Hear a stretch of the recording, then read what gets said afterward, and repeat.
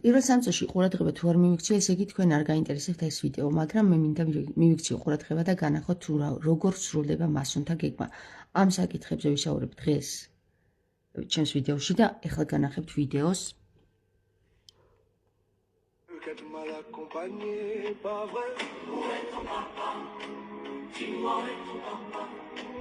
Sans même devoir lui parler, c'est ce qui ne va pas. Ah sacré papa, dis-moi où es-tu caché?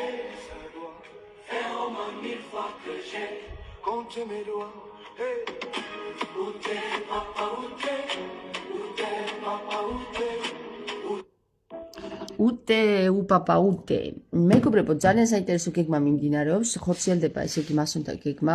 აც უკვე გაჟღერდა ის საკითხი, რომ პრინცმა, ირანის პრინცმა განაცხადა, რომ ჩვენ უნდა გავერთიანეთ მშვიდობის სახელით და აგერ უკვე ვიდეოც გვანახეს,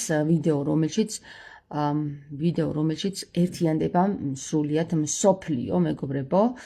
თქვენ იცით, რომ აპოკალიფსის ესეთი თქმულება არსებობს აპოკალიფსში, რომ ბოლო ჟამს, როდესაც ანტიქრისტეს გაამეფებენ, სანამ გაამეფებენ, პირველ რიგში გაერთიანებენ სრულიად მთელს სახელმწიფოებს იმის იმედით, რომ აი ხო ხედავთ, რომ დაყოფამ არაფერი არ უქნა, ჩვენს მომავალს მოიტანა მხოლოდ ომები, მოიტანა მხოლოდ დავით არაბა, დარდი და ასე შემდეგ და გავერთიანდეთ ერთ რელიგიაში, ერთ სახელმწიფო და ეს ერთი სახელმწიფო არ უჭირავს დაარქმევენ მაგ სახელმწიფოს, მაგრამ ყოველ შემთხვევაში ესენი ცდილობენ იმას, რომ ეხლა ირანით დაიწყონ ეს გაერთიანება, როგორც ჩანს.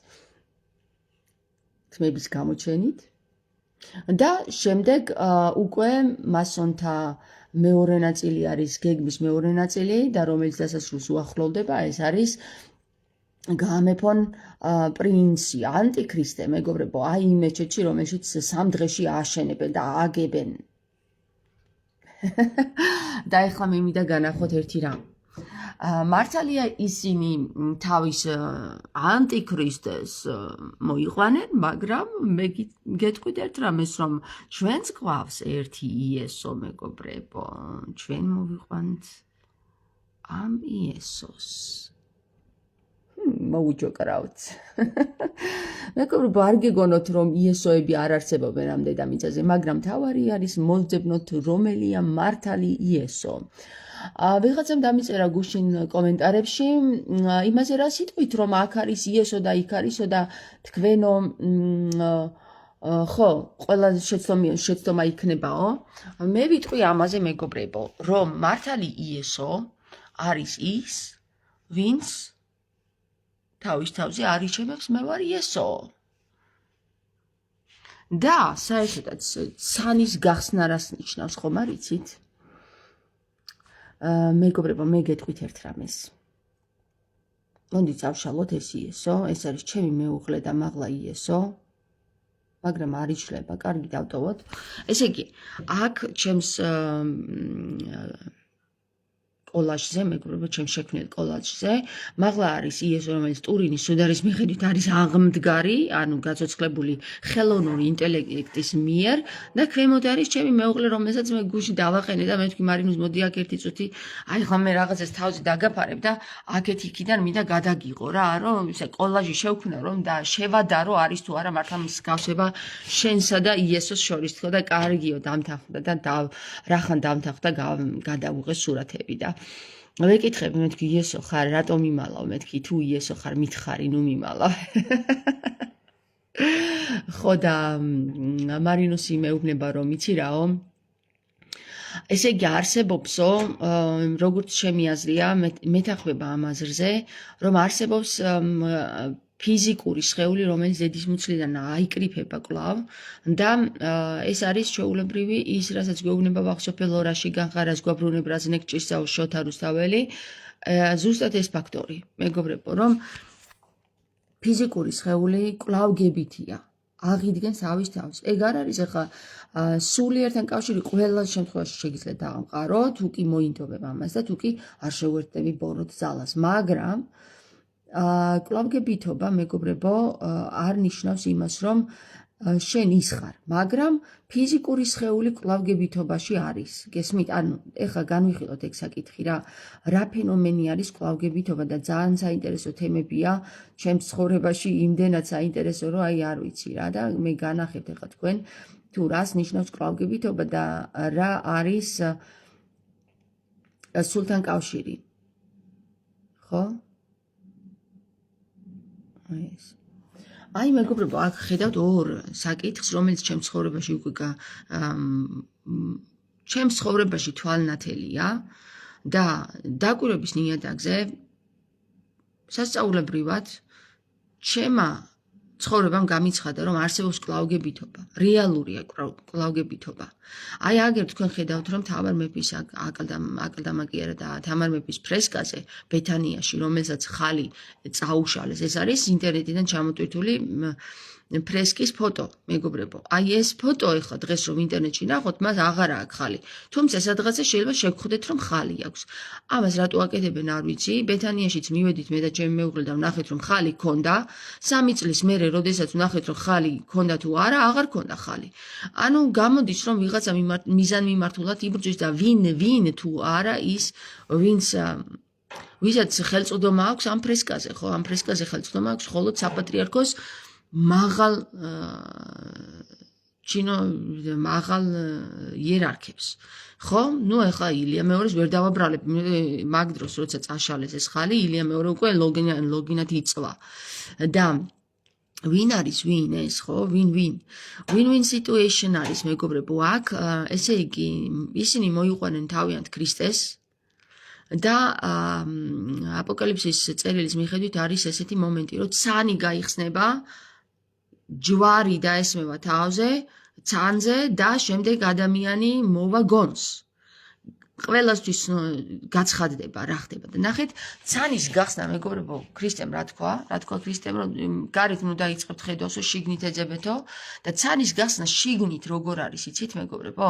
აი, როდესაც ეპისკოპოსებად ხელს ასვავენ, პირველ რიგში რა არის, იცი, მან მნიშვნელოვანი? აი, აქ ჩვენს თავის ქალას აქვს ესეთი ბზარები. 1 და 2. ნორმალური არის ის, რომ ყველას აქვს 3 ბზარი, 1 და 2. აი ესე. და უпроსტად 1 აქეთ და 1 აქეთ. ანუ ეს არის 3 ბზარი. და მეოთხე ბზარი, რომელიც ესმევა, ის არის უკვე მესამე თვალის გააქტიურება და მეოთხე ბზარი ესმევა აი ამ ნაწილში, მეგობრებო, ამ ნაწილში. ქალაზე ვიძახე ხა თავზე კი არა, თავის ქალა იხსნება. თავის ქალა როდესაც იხსნება, მეგობრებო, აქ ზემოდან რო დახედო, თავის ქალაზე ჯვარი ისახება. თავის ქალის გახსნა ხდება მესამე თვალის, ანუ ჯირკვის ეპიფიზის გააქტიურებით, ჯირკვალის გააქტიურებით, ანუ ის ჯირკვალი, რომელიც ჩვენს შუა ცენტრში არის მოთავსებული, დიდდება. და როდესაც ის დიდდება, აი მაგალითად რომ ფარაონებს 1 ტენისის ბურთის ხელა ქონდათ, ეს ჯირკვალი წარმოიდგინეთ, იმხელა თავები ქონდათ და დღეს ჩვენ პატარები გვაქვს, აი ამ ხელები გვაქვს დარჩენილი, აი ამ ხელები. წარმოიდგინეთ, ეს ეპიფიზი არის ცანია, ანუ რომ შეიცნობ რაღაცას. ვცანი, რო ეტყვი კი, ვცანი, შევიცანი. და შეცნობაზეა საკითხი.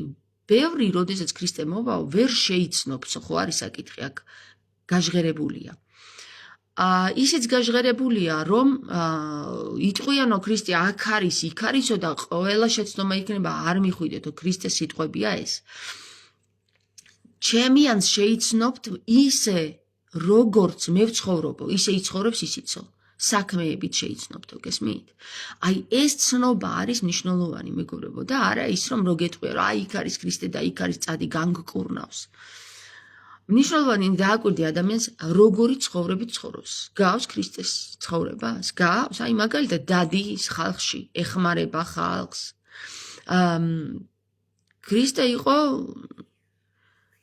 რა ქვია მაგას დურგალი, ხის მასალისგან ამზადებდა რაღაცებს. მაგალითად, შეუძლია ხელობა ამ ადამიანს.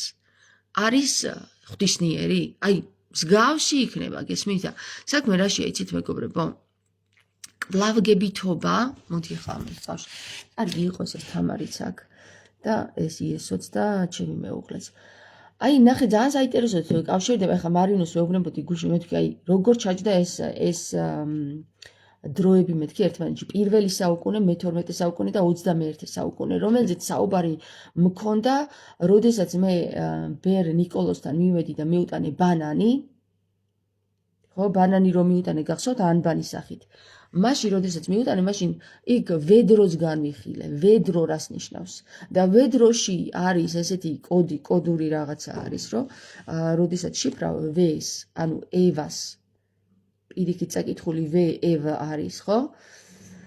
ავე და ევა, ხო? ვედროს როცა შიფრავ, იქ ხედავ, რომ ამ დროებში არის პირველი საუკუნე, მე-12 საუკუნე და 21 საუკუნე ერთმანეთთან საოცრად დაკავშირებული რა.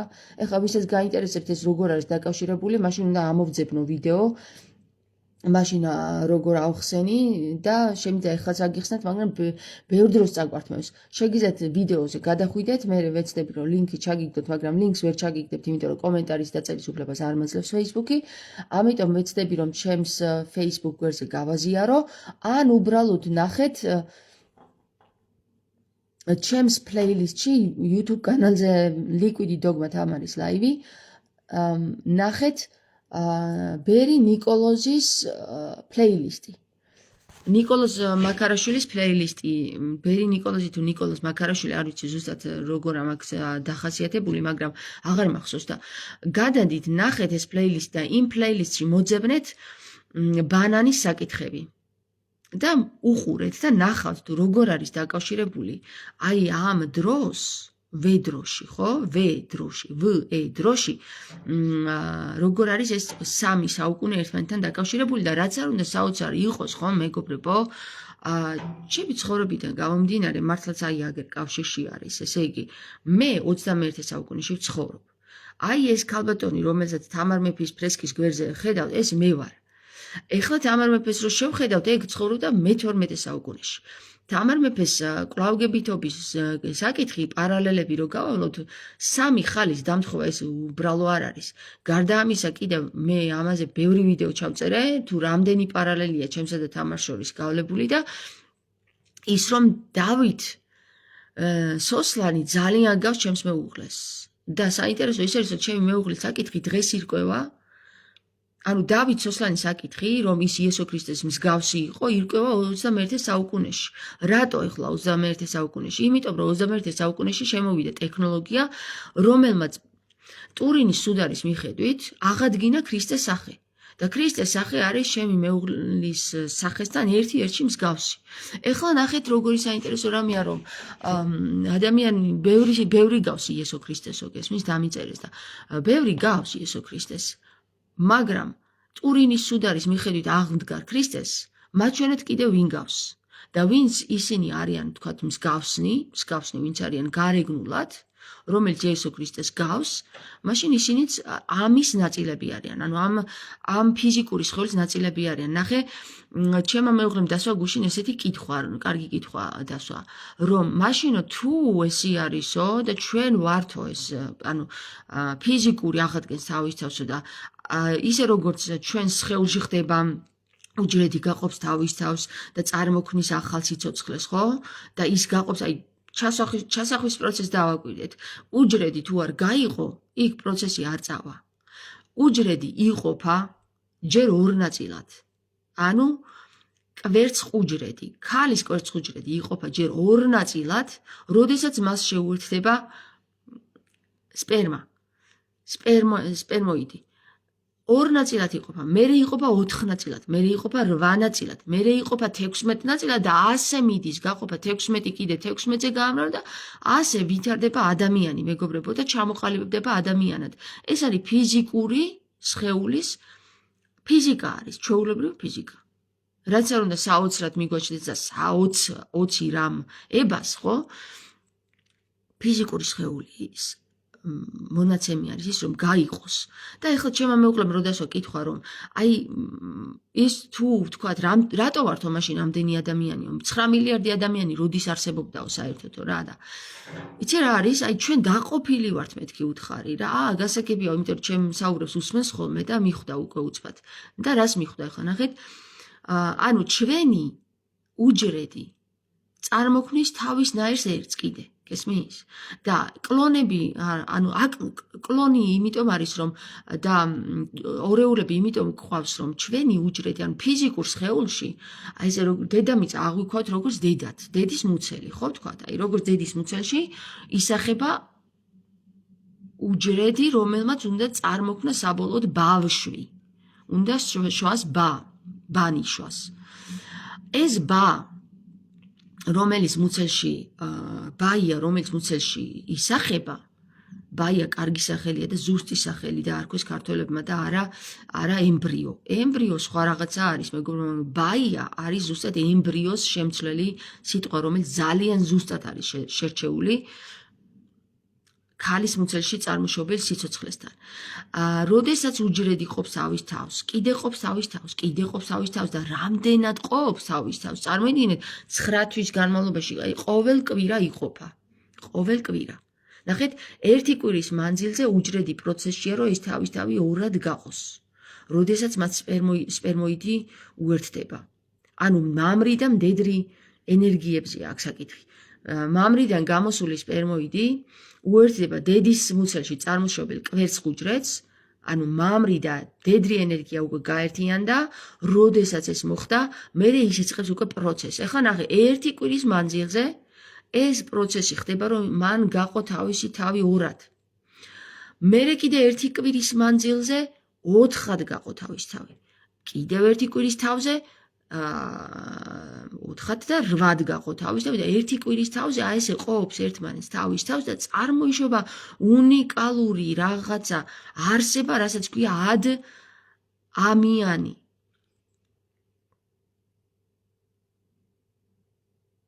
ადირებს, გესმით? ადირებს. ხო და როდესაც ამიანი შეიქმნება, ხო? ის უნდა გამოძვრეს, მას ბავშვი ქვია, ვშვიო. რატო შვა იმიტომ რომ ბანი აქვს მას, ენა აქვს და ენა არის მნიშვნელოვანი. ხო და როდესაც ენა მარტო ენა კი არ არის ფიზიკური ენა. მას შეუძლია ასევე გამოთქვა სიტყვები, ჟღერადობა. ამ ჟღერადობის მიხედვით წარმოქმნილი არის ჩვენი 40 ასობგერა, რომელიც არის ანიდან ჰოემდე, ანიდან ლიმდე უბრალოდ, ანუ ალიმდე. და როდესაც ანიდან ლიმდე წარმოშობილია და ქრისტე გეუბნება მე ვარ ანი და ჰოეო, ესე იგი ჰოე, ური, ფონი და ალი არიან 4. 4 არიან.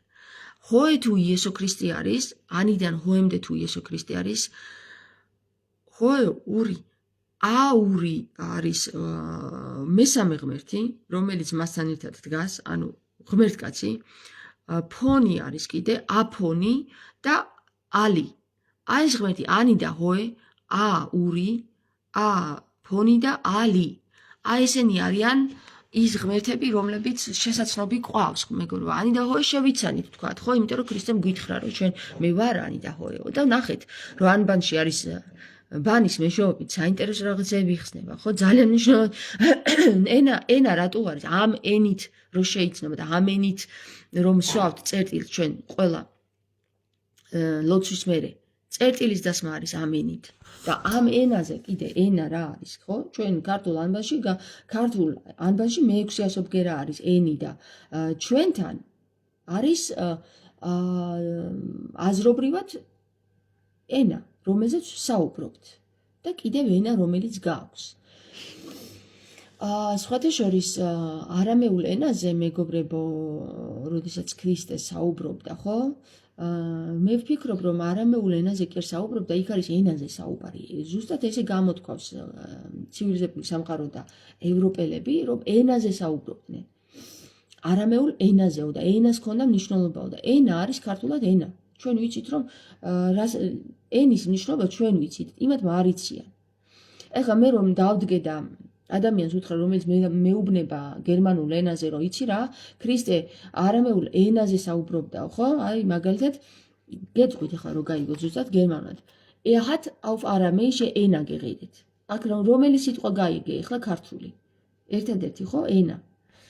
ამ გერმანელმა არ იცის ენის მნიშვნელობა თუ არ ისწავლა. და მე ვიცი და მე შემიძლია უთხრა გერმანულზე, იცი რა ენა რას ნიშნავს? აი ის რაც პირში გაქვს და ატრიალებ და ეს ქართულ ანბანში, ქართულ სიტყვი ლექსიკონში ნიშნავს ენას, რომელზეც საუბრობ, ხო? თქვათ. აქედან გამომდინარე არამეულზე ენა როგორ არის არ ვიცი, არამეულში ენას რა ქვია არ ვიცი, მაგრამ ქართულში ენას რო ენა ქვია ვიცით, ხო? და პირდაპირ მნიშვნელობით ესეც ადასტურებს იმას, რომ ეს იყო ქართული ენა, რომელზეც ქრისტე საუბრობდა. ეხლა მე რა მაინტერესებს იცით თქვენთან? კვლავგებითობის თეორიის მიხედვით სულთან კავშირი მაინც სულტანი მაგალითად, ხო? სულტანს რატო ეძახდნენ იმას, ვინც სპარსეთში ხდებოდა მთავარი პირი. რატო ეძახდნენ სულტანს? სულთან კავშირში იყო და იმიტომ, ნუ ეხლა ეგონაც ზოგი იყო თუ ზოგი არ იყო, სულთან კავშირში თუ ხარ, კვლავგებითი თეორია, აი კვლავგებითობა რომ არსებობს, აგერ უკვე თვალსაჩინო გახდა, მაგრამ ეს კვლავგებითი ფიზიკური არის თუ არა სულთან კავშირში, რომელიც სულ ერთია, ანუ ერთია, ხო? ეს ფიზიკური არის თუ არა იმ ერთ სულთან კავშირში, ხო? ეს უკვე სხვა საკითხია. ეს სხვა საკითხია, სხვა განხილვის თემა არის. აქ უკვე უნდა დავაკვირდეთ, როგორ არის თუ არა მსგავსი საქციელებით. არის თუ არა მსგავსი ჟღერადობით. ჟღერას მნიშვნელობა აქ, მაგრამ ჩვენ ახლა აუდიო ჩანაწერები ჩვენ არ გვაქვს იმდროინდელი ან თამარის ან ქრისტესი რა, არ გვაქვს ამის შესაძლებლობა, მაგრამ მე ვფიქრობ, რომ ხელოვნური ინტელექტი იმდენად იხვეწება, რომ ადამიანის ფიზიკური გარეგნობის სიმეტრიის მიხედვით მას შეუძლია ააგოს მისი ხმის ჟღერადობის არსიც კი. აი მე მაგას ვფიქრობ, რომ გააკეთებენ მაგასაც, იმიტომ რომ ყველაფერი ფიზიკური, შენი სულიერი გამომჟღავდება შენს ფიზიკურში. ანუ ჩვენ როგორ ვიგებთ, იცით? ადამიანს რო შეხედავ და ხედავ, რომ მასში არის თუ არა მასში სულიერი ხინჯი, როგორ იგებ, იცით? აქვს თუ არა რამე დაზიანებული სიმეტრიაში. თუ სიმეტრიაში რამე დაზიანებული, ესე იგი სულიერი ხინჯები მას აქვს. ზოგს ძალიან ბევრი, ზოგს თვალსაჩინო, ზოგს ოდნავ, ისე რომ არც კი ჩანს და ზოგს კი საერთოდ არ აქვს. ანუ გამოდის, რომ შესაძლებელია, რომ ჟღერადობაც კი იყოს აი ამ საკითხის ნაწილი, რამდენად გამართულია შენი ფიზიკური, ხო? აი თუ დააკვირდებით, როდესაც სხეულს მართავ, აი სულ სხვა ხმა მოგდის. ნახეთ, სულ სხვა ჟღერადობა მივიღე. რატო ეხლა? იმიტომ რომ სულ სხვა პოზიციაში დავჭექი.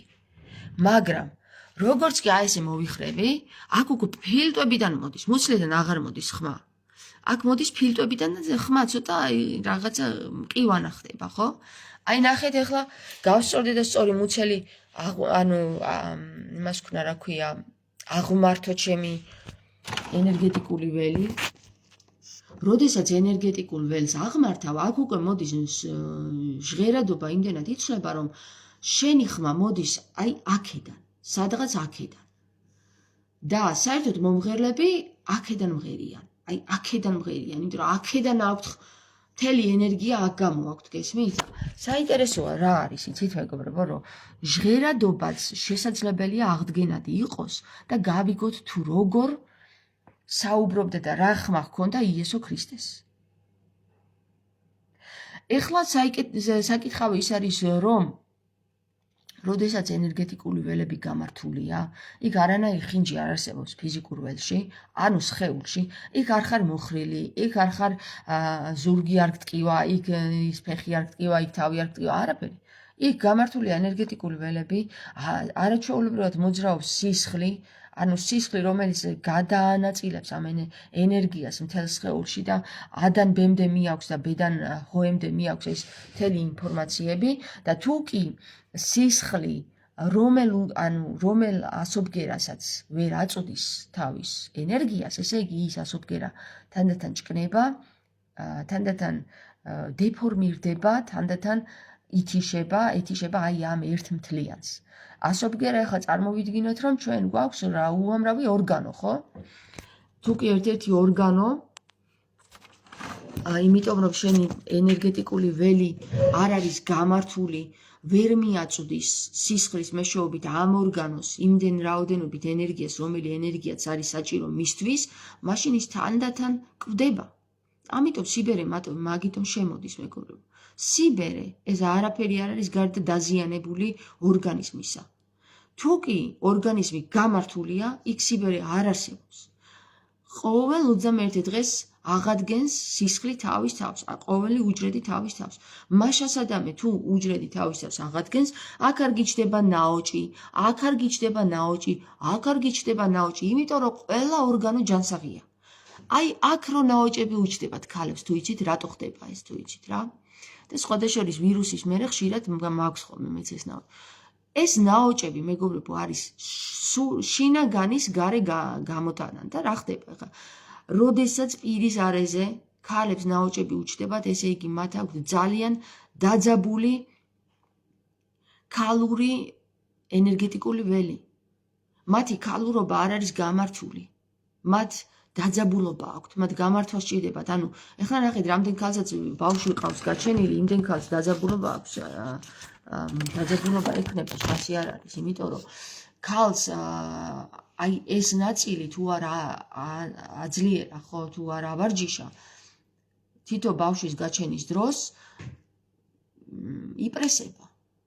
და როდესაც იპრესება, ხო, ის თავისთავად ორგანოს თიშავს, იმიტომ თიშავს, რომ მასში მოყოლილია უამრავი ნერვი ვერ მიაწვდის ორგანოს საშვილოსნოს ვეღარ მიაწვდის იმ რაოდენობით სისხლს, რამდენი საჭიროა და იმ საშვილოსნოში მერე წარმოიქმნება საშვილოსნოსთან თუ საშვილოსნოზე ან საკვერცხებზე წარმოიქმნება სხვადასხვა დაავადებები, ხო? და ამ დაავადებებს მერე ზოგი უწოდებს, რა ვიცი, ხან კიბოს, ხან რაღაცას. თავარია რომ აღადგინო, როგორც კი აღადგენს შენს ენერგეტიკულ ველს, ქალებთან განსაკუთრებით აი ამ მეორე ენერგეტიკულ ველში, როგორც კი აღადგენ, მაშინვე ალაგდება ყველა პრობლემა. არანაირი ქიმიური ჩარევები თქვენ არ დაგჭირდებათ. თავარია არის სისხლი წმენს ყველაფერს. სისხლის ყველაზე კარგი დასხივება რო იცოდეთ რა. სისხლის მიწოდება არის ყველაზე კარგი დასხივება. და იმის მაგივრად რომ სისხლი მიაწოდონ ხოლმე, მიდიან და მთელს სისხლს იფუჭებენ ხოლმე, ასხივებენ სრულიად თავის ორგანიზმს. ამიტომ ძალიან დარღვეული არის როგორც ფარმაცია, სამედიცინო სფერო, ისე ჩვენი მენტალი სულიერში ძალიან განადგურებულია, იმიტომ რომ სულიერად ეკლესია ჩაუვარდა სატანას და სამწუხაროა რომ არ ასწავლიან ისე როგორც უნდა ასწავლიდეს ეკლესია ადამიანს განკურნებას, როგორც ქრისტე ასწავლიდა. ესმის და ერთი ცოტით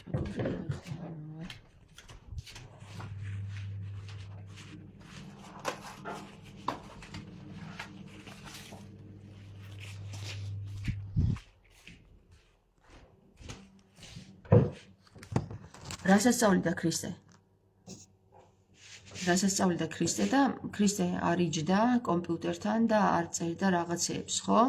ის დადიოდა, ეხმარებოდა ხალხს, როგორც ჩანს, იყო ხარბეჭიანი, კუნთიანი, ძლიერი პირი იყო, როგორც ახლა ჩანს და გაირკვა ამ ტურინის უდარის აღდგენის მიხედვით. კუნთიანი ტიპი იყო, იმიტომ რომ მუშაობდა. ეს არ იჯდა სახში და ფეხი-ფეხზე წარმოდებული მე-7 სართულზე არ იჯდა, მეგობრებო და არ იწვა. მუშაობდა, ხალხს ეხმარებოდა, დადიოდა. წავკმენ ხოლმე ზოგიერთებს, ხო?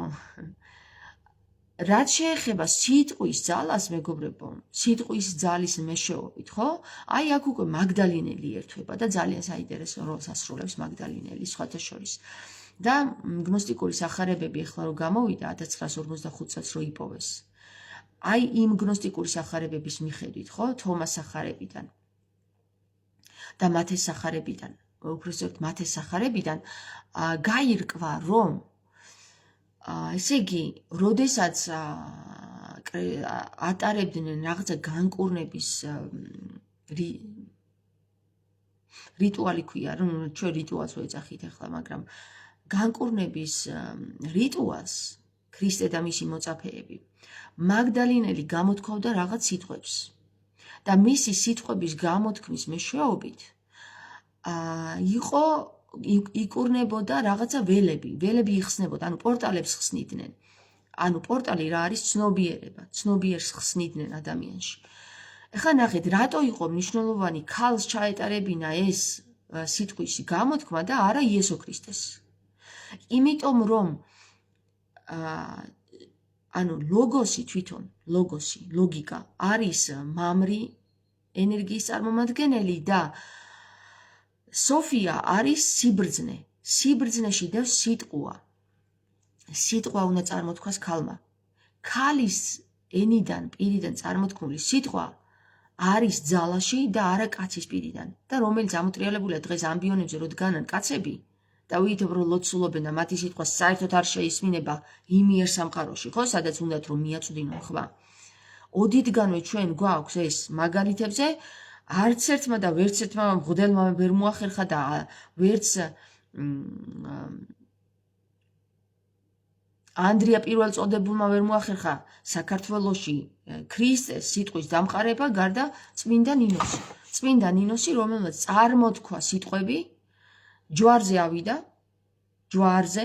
ჯვრის მონასტერზე, წარმოთქვა სიტყვები, ჩაატარა რიტუალი და ამოხეთქა იქ დიდმა სვეტმა. გამოჩნდა ზეცაზე ანგელოზთა დასი.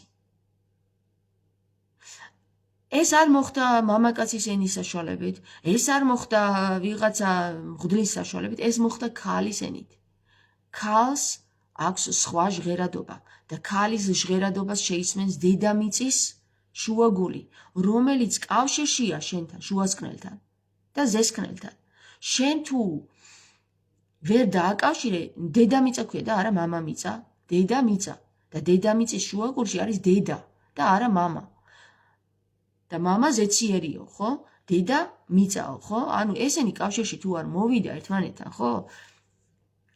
შეუძლია მხოლოდ ქალის ჟღერადობას, ქალის წარმოთქმულ სიტყვას და ამათმა რა გააკეთეს?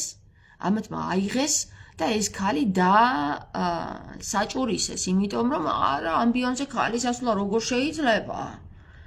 არ შეიძლება, უწმინდურია, რა ეგრე როგორც აგერ თალმუდელი კი არა და ისინი რო ამბობენ ახლა ირანში, რომ ქალიო ცხოველივით შექმნა ღმერთმა ადამიანისთვისო, კაცისთვისო. ის როგორც თხა, ძროხა და რაღაც ჩამოთვლილია იქ ცხოველები, იმისნაირია უნდაო ემსახუროს კაცსო. ის უბრალოდ ადამიანს იმიტომ დაამსგავსაო ღმერთმა, რომ კაცს არ შეშინებოდაო, გესმის? რადონის დაუნიზმია, წარმოგიდგინე, რადონის სიბნელესთან გვაქვს საკითხი და ეხლა იმათ რომ ხელი არ მივადოთ. აგერ ჩვენი მეუფეები რას აკეთებენ? სხვას. ამბიონზე ქალის ასვლა არ შეიძლება, უწმინდური. შეუწმინდურო, მართლა, მაშინ უწმინდური ერთი ადგილიდან გამოსულო. რას რებს ბოდავენ, აი ძალიან დიდ სიბნელესთან გვაქვს საკითხი, როცა ქრისტე როდესაც რიტუალს ატარებს რაღაცის განკურნის, პირველ რიგში მაგდალინელს აყენებს, ქალს აყენებს, რომ მან გამოთქვას ეს სიტყვები და გააკეთოს რაღაც მოძრაობები. გესმით რა ხდება? ქალი რამდენად მნიშვნელოვანია, ქრისტემაც კი თავზე წინ ქალი დააყენა, იმიტომ რომ სოფია და ლოგოსი არიან ერთქმნილნი სუთავიდან, სოფია არის სიტყვა, ლოგოსი არის ლოგიკა. თუ ეს ორი ერთად არ მოხდა, სოფია არის სიბრძნე და სიტყვა და ეს ლოგოსი არის ორივე ერთად არის სიტყვა რა, რომ ესე რომ მოკლედ რო ვთქვათ. სიბრძნე და ლოგიკა და შემდეგ მათი შვილი არის სიტყვა, ანუ მათი ნაერთი, მათი წარმოქმნილი არის სიტყვა და პირველად იყო სიტყვა და სიტყვა მეგობრებო, რა სიტყვა იყო არ გაინტერესებთ? სიტყვა პირველად რა სიტყვა იყო არ გაინტერესებთ, რომელმა სიტყვამ დაიწყო ეს ყველაფერი? აგერ ჩვენ ნახეთ რომ ყველა ასობგერა თავის თავს განახორციელებს ფიზიკურშიც, აგერ ყვავილის სახით, ნარის სახით გამოგვეცხადა ნარი ყვავილში. 90 გრადუსიან ტრიალში თუ ნარს ატრიალებ, ის წარმოიქმნება ყვავილად და ყვავილი არსებულია, ის ნარი, რომელსაც ქართულად ნარი ქვია მართლაც. გაჩვენეთ ხო მე ეგ ნახეთ ეგ თქვენ ეგ ლექცია და ასევე არის მეგობრებო თქვენი სახელი და გვარი წარმოქმნით თქვენ. თქვენ სახელ და გვარში რაც დევს, ხო? ფუძეულ სახელ და გვარში. არა მე გადაკეთებულში. ნუ მე რო გადაკეთე თავისთავად აზიანებს გენეტიკას ის გადაკეთებული, მაგრამ ფუძეულ სახელ და გვარში რაც დევს, ის ფუძეული სახელი და გვარი წარმოქმნის შენ ფიზიკურად. ანუ ფიზიკურად თამარ მეფე აი ესე რო წარმოიქმნა თავისი გარეგნობით ის საიდანღაც კი წარმოიქმნა მისმა სიტყვებმა როგორც ერქვა მას როგორც მის მონაცემში იყო ანუ გენეტიკური ხაზის მონაცემში იყო მისი სიტყვა რაც ერქვა ხო თქვა დღეს გონია რომ ბაგრატიონები მაგრამ სულ თავიდან მათ რა ერქვა არ ვიცით ისინი რომელი ასობგერიდან წარმოიშნენ არ ვიცით ჩვენ ბაგრატიონები არ ჩვენ უნდა გავიგოთ რომელი ასობგერიდან რომელი სიტყვიდან მომდინარეობს ესა თუ ის გენეტიკა არის თუ არა ეს დაზიანებული ძლიერად ან ნაკლებად და აი ასეთი გენეტიკური აღდგენები მეგობრებო ძალიან აგერ თვალსაჩინო გახდა რომ არსებულია ფიზიკურ შეუძლია თავისთავად აღადგინოს და კვლავ ააგოს კვლავგებითი გახდეს და მერე უკვე მეორე ნაბიჯი არის უკვე სულთან კავშირში მოხვიდე მოახდინოს სულთან კავშირი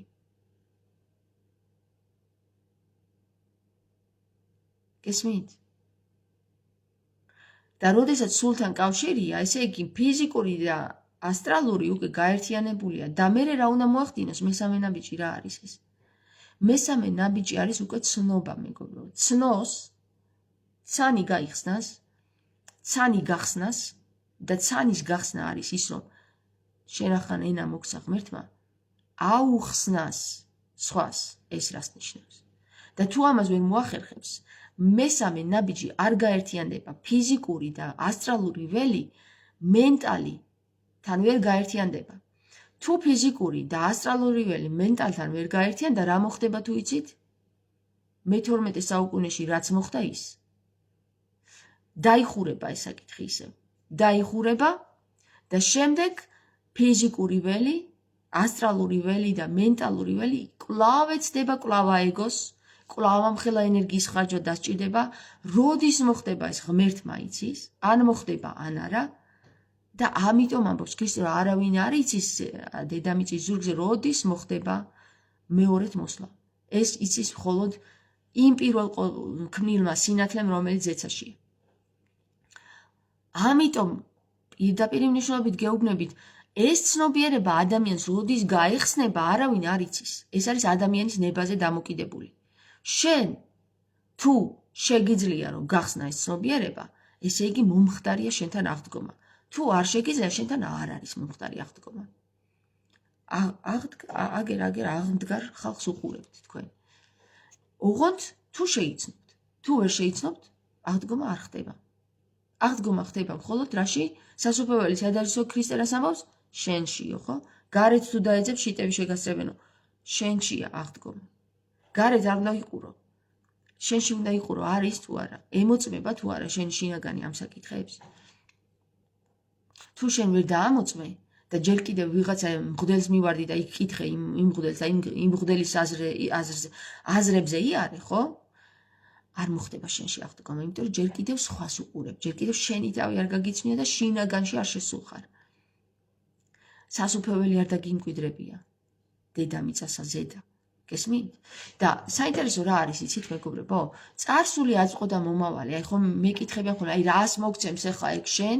სანამ ახლა ეს იესო ქრისტეს საკითხი გამოჩნდებოდა, ჯერ მარტო თამარზე მქონდა საუბარი და ძალიან ბევრი ხალხისგან გავიგე, რომ აი რას გაძლევს რა, თამარი, მე რა რომ თამარის გავსება ხარ, ის არის შენ ხარ, შენ იცხოვრო შენი ცხოვრებით, გესმის? მეუბნება ადამიანი, ხა მე.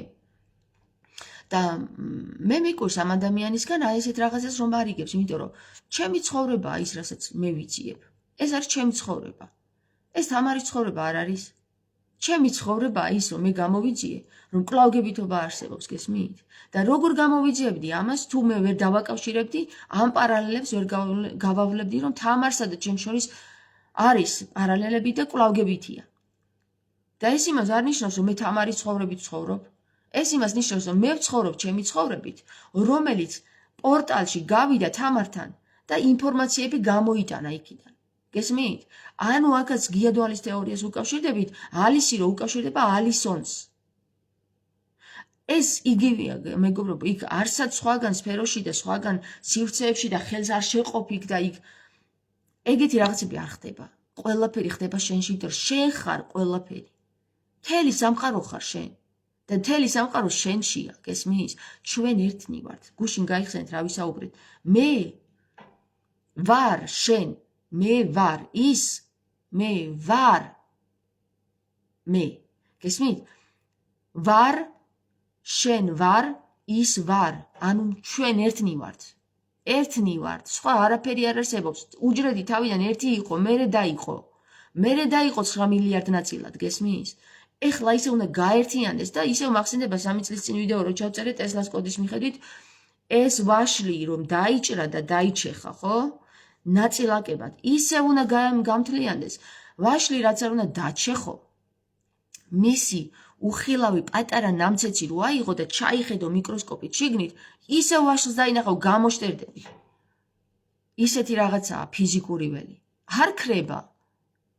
ასევე ჩვენ არ ვქრებით, მეგობრებო, ჩვენ ვართ, ერთნი ვართ. სულ ყველა, ეხლა 13 ადამიანი ხომ ვიყურებთ. თქვენ ყველა ვარ მე და მე ვარ თქვენ, გესმის?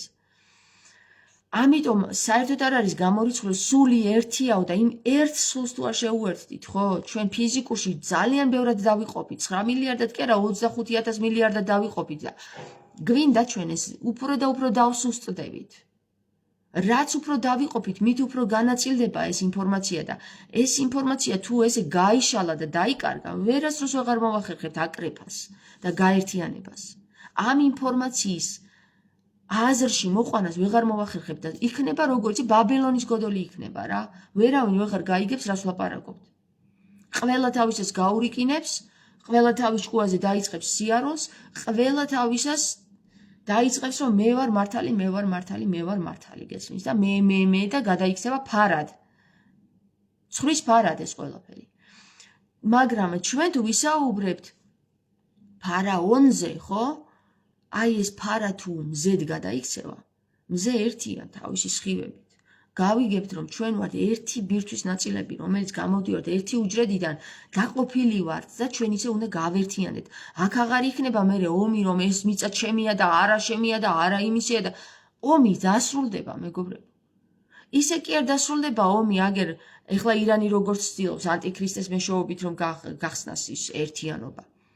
ცნობიერით გახდება მე ერთიანი ყველაფერი, გესმის? ცნობიერში თუ გაიღვიძა იმან რომ შენ ვისაც უყურებ ის შენ ხარ და ის ვინც გიყურებს შენ ის ხარ, ხო? შენ აღატო მოკრავ, იმას აღარ მოკრავ. აღარც არაფერს არ წაართმევ და რაც გაქვს იმას გაიყოფთ. იმდენია დედამიწაზე ეს სივრცე, რომ აი აქ გადაგვივა. არაფერი არ არის წასართმევი, ხალხო. ყველაფერი იმდენი გვაქვს. თავზე საყრელი გვაქვს, გესმით? მე არ ვიცი რაზე ჩხუბობენ საერთოდ. მე არ ვიცი რა მიწებზე ომობენ და რა საზღვრები დააწესეს ამ დედამიწაზე. ადამიანება ყველანი ერთი მუცლიდან გამოსულები არიან, ხალხო. ერთი მუცლიდან. ერთი ენერგიიდან. ენერგია, გესმით? ნახეთ, ეს ძალიან საინტერესო პიროვნება მითხრა ნარიმანის კარზე, რომელმაც ჩამახედა ამ ასობგერაში. სიტყვაში უფრო სწორედ. ენერგიაო. და კი, ენერგია და ეს რა არის? გავშალოთ და არის ენი. ენი არის ნერგი. და ენში თუ ნერგია, იმან ხე უნდა გამოიყოს ნერგია და არა თესლი. ნერგი. და თუ ეს ენერგია, იმან ხე უნდა გამოიყოს და ხე რაღა არის? ისიც ხარ ენია, გესმის? და ხარ თუ ენია, ხე, ხ არის ხარ და არის ენი. ხარ ენიო, გეუბნება. ენი ნერგია და ნერგიდან რომ წარმოიშობა ხარ, ენიო, გეუბნება ყველაფერი თავის თავში ქართული ენა საოცრება არის მეთქი გეუბნებით და წარმოიდგინე ენმა წარმოქმნა ენერგია, ენმა წარმოქმნა ნერგი. ნერგი გაიზარდა, დაერქვა მას ხე. ხე გავშალეთ და არის ხარ ენი. საიდანაც მოდიხარ ის გითხრა ამ სიტყვამ რომ ის ხარო, ენი ხარო. ენიდან მოდიხარ და ენი ხარო. პროცესი მოხდა აქ სხვა ასობგერები დაემატა, მაგრამ ერთმა მითხრა რომ რეებს ბოდავ ქალბატონო რაღაცაო რა და შეიძლება სხვა ადამიანს ვისაც არ გახსნია ჯერ ქართული ენა ბოდვად მოიჩვენოს კი. მაგრამ აი როგორც კი გაიხსნება, ეს იმხელა სინათლეა მეგობრებო. ღმერთს ვთხოვ ყოვლად უხრწნელ სინათლეს, საიდანაც გამოვიდა ეს ყველაფერი, ხო? ჩვენ სიცოცხლე, ენერგია რო გამოვედით, ენი რო გამოვედით, სიტყვა რო გამოვიდა, ენის მეშვეობით, ვთხოვ, რომ ყველა იმ ადამიანს, ვინც მე მისმენს, შემთხვევით თუ სურვილით თუ შემთხვევით მოხვდა ამ ვიდეოზე, ყველას გაუნათე ეს გონება ისე როგორც მე გამინათე. მადლობა ამისათვის გეთქვი წინასწარ. აი არ არის ეს ბოდვა ხალხო, ეს არის საოცარი რამ, რაც კი ჩვენ მოგცა. ღმერთმა ცნობისათვის, რომ ვიცნოთ, ცანი გაიხსნას და ვცნოთ. ბერები ელოდებიანოთ ციდან გამოჩნდება იესო ქრისტე. იცით თქვენ?